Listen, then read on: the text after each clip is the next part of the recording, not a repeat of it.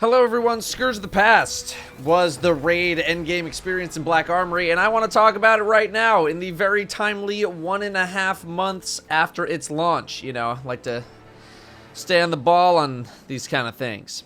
I've seen feedback that has been all over the place for the raid. Loved it, hated it, don't like the look of it, do like the look of it, too short, this, that. Now, originally I thought that this was going to be a raid layer for Last Wish, but when I saw that it was its own thing, I got pretty excited. But I also kept expectations in check. Scourge of the Past was exactly the kind of experience I thought we were going to get based on what Bungie had said. It was more Wrath of the Machine style, a little more action-oriented, less puzzle-solving, things like that. I think if anyone was expecting a raid as long as Last Wish, you were out of your mind. But if this place had like one more encounter, regardless of what it was, I think it would have satisfied a greater portion of the community. I thought the intro encounter was good for learning the map mechanic that would become the basis for the final encounter. Destiny raids follow this formula for the most part, and Scourge is no exception. Things eventually come full circle in terms of mechanics. Last Wish had the Eye of Riven mechanic that was important throughout. Scourge has the map and the Berserker, and I thought this worked out pretty well. Heavily reliant on communication, having to split up the team into smaller teams and then rotating people in and out. My main issue with this encounter, and Scourge as a whole, is urgency. The timer is very forgiving in this encounter, with extra dudes around the map giving you even more time. You can go at a very casual pace normally and not run into many problems. You need to really be messing around a lot to screw this up, although bad callouts will hurt you. The challenge mode for this encounter is probably the best challenge mode of the raid, where you can't let the timer go below half. While not the most interesting, it does actually make the encounter very urgent and somewhat challenging. Although if that's what the encounter was like all the time, I think it would be a little too unforgiving. A place that doesn't have any urgency problems was the Sparrow part. Urgency is done quite well there, especially with the secret chest where you need to hit all the red lights. Thought this was great, a much different take on the whole platforming section we are normally accustomed to having in these raids. Gorgon Maze, King's Fall Launcher Wall, Eater of Worlds intro, and the Piston Room, Spire's giant pillar hop. Nice way of changing things up to not make it feel so samey. I'm okay with there not being any loot from this encounter. I don't think it's a big deal. This kind of event, I feel like, has been teased and discussed in the community for years now, so I'm glad Bungie was able to make this one happen. The one place where I did have some issues with a fight itself and its mechanics is Insurrection Prime Part 1, where your team splits into the underground team and the outside team. The outside team role is just really boring and not engaging at all.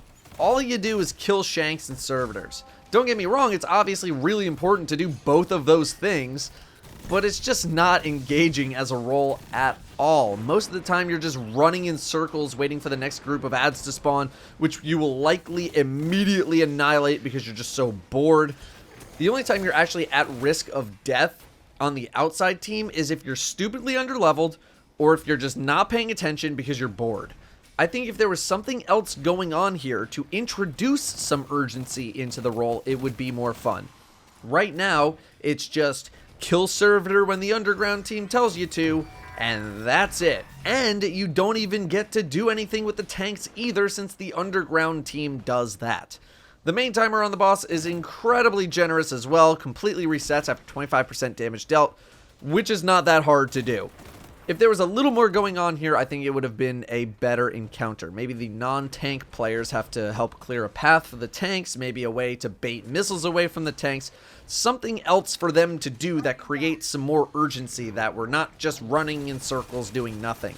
The people downstairs have to be a little careful because of the shrapnel launcher dregs that can insta-give you. Their role is considerably more engaging, even if it is just punching some shapes and running in a circle. The challenge mode in this encounter is where everyone has to get a set of symbols and dunk them, and I'm simplifying that greatly. Basically, it just makes the fight take longer. Wasn't a fan of that for Vosek and Wrath of the Machine, wasn't a huge fan of it here. Challenge modes that extend fights with no significant changes to how the fight is done I think are just really boring and just end up being a game of, does everyone know how to do this fight? I think it's boring. The final boss fight I think is pretty good. There's a lot of things going on that almost everyone needs to be looking out for. 3 different teams, all with different things going on. You don't get all the time in the world either. There is some urgency, but the tank portion almost feels irrelevant. I kind of wish the tanks were utilized a bit more in this fight. Right now, you just hop in a tank, you shoot the boss one time, and then you immediately leave it to go deal damage with your Whisper. Okay. I wish a little more could have gone into that.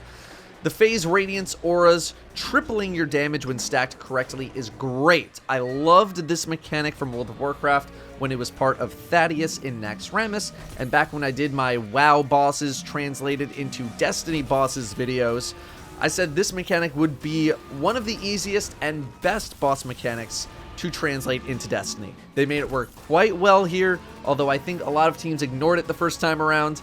It's one of those things where if you ignore it, yeah, you can still do the fight, but mastery of stacking those auras is really going to speed things up for you, giving you those one-phase boss kills. Being able to do things faster in the raid is nice because it feels like you're actually learning and mastering the encounters, and this encounter definitely falls under that category because you can one-phase it with good damage and team compositions.